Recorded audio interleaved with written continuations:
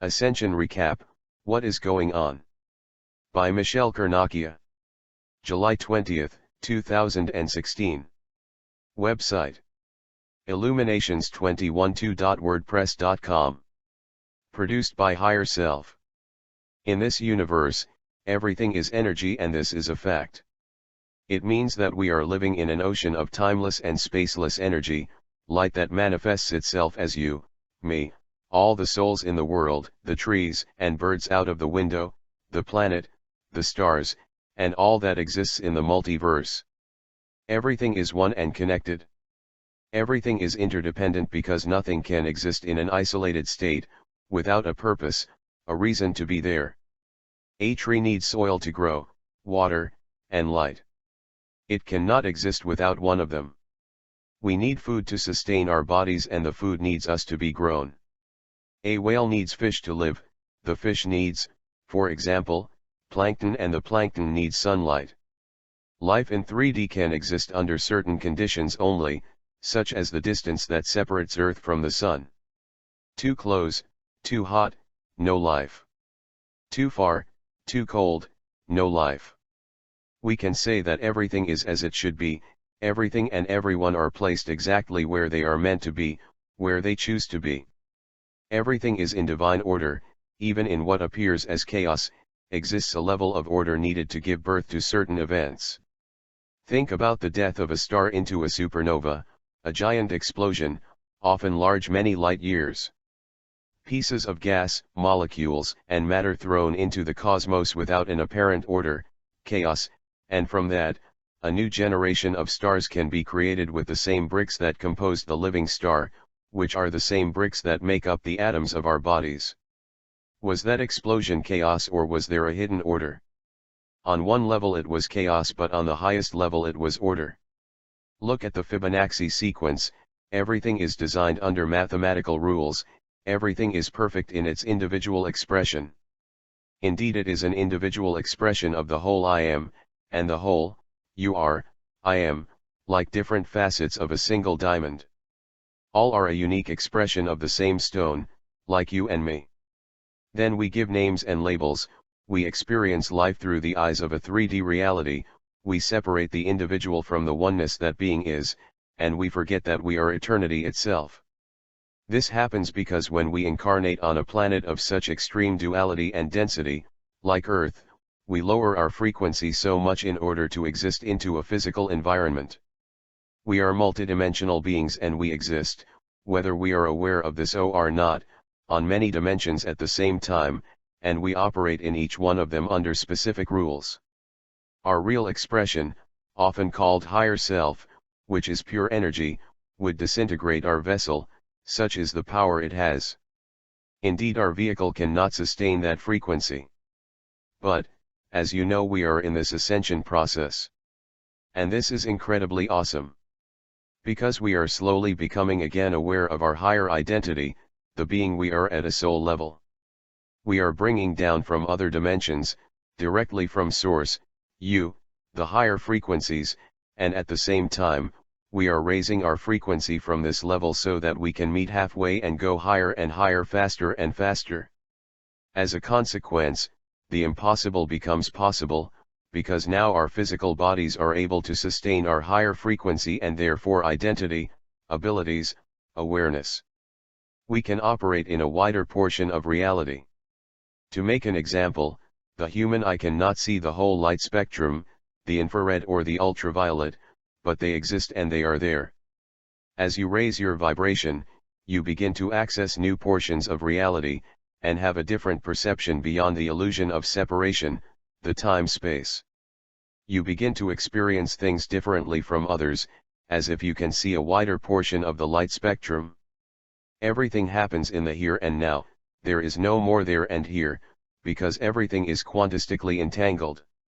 You become conscious to be the creator inside creation, and that creator and creation are one and the same. You are the wave, but the wave is not separate from the ocean, it is the ocean. That is why the third eye is so emphasized in the spiritual community. The eyes are the symbol of the duality, right and left hemisphere, female and male. The one eye, or third eye, is the unification, perception beyond duality, higher awareness, divine wisdom, associated with seers, prophets, and visionaries. Also with artists. As you already know, our DNA is changing and morphing, because of the energies we receive through our Sun, Central Sun, and Great Central Sun. Gamma light can and is changing our DNA. This too is proven scientifically, but is also linked to our spiritual expression. A fully functioning human being, as it was created and meant to be, has 12 DNA strands, which allows its full expression of self to be housed into its vessel. A being that is one with God, light. It was so in the ancient times, before our DNA was cut to make us a slave, an unconscious race by those who think they can control us. Which is impossible, because I am free as it is my birthright. This being that is called God, and all the religions agree with this, even if we are beyond religion here, is love. Indeed, the highest expression of itself is love. God is all that exists, the Alpha and the Omega, which means that it is the full spectrum, the whole, the bad and the good, the tall and the short, light and darkness. Which in turn means that God is, not only all that exists, but even all that doesn't exist. Consider, for example, the illusion of separation. It is a fact that it is an illusion, it doesn't exist. But on a certain level it appears to be real, when ultimately it is not real. In the same way God appears to be separate from you, but ultimately is not. God is both the real and the unreal, the awake and the asleep. Darkness, or absence of light, information, is an expression of God, but not its totality. It's an illusionary facet, illusionary because the moment the light shines, what was unconscious, what was asleep becomes conscious and awake. Why? Because now the information is present and flowing, therefore darkness remembers itself as light. It becomes one with the light. Like in the yin-yang symbol. The unification between light and darkness is the truth. Darkness is totally an illusion, and the light alone cannot have depth. What happens when you turn on the light in a dark room? The darkness becomes light. So everything is light in the end, but not before light experiences itself as what is not, darkness. God, love, and light, to understand itself, to become conscious of what it means to be what it needs to experience itself as its opposite, what is not. That is the reason of the illusion of duality. Since everything is one thing, in the absolute realm there is only this being, you, and nothing else, so how do you become conscious of who you are, of what you can do? You live your life. Exactly, that's the God game. If in the highest dimension there is no one else, then it's like you don't exist. Think of yourself as the vast cosmos but without stars, planets, nothing. Only pure quiet, everything is static and unchanging.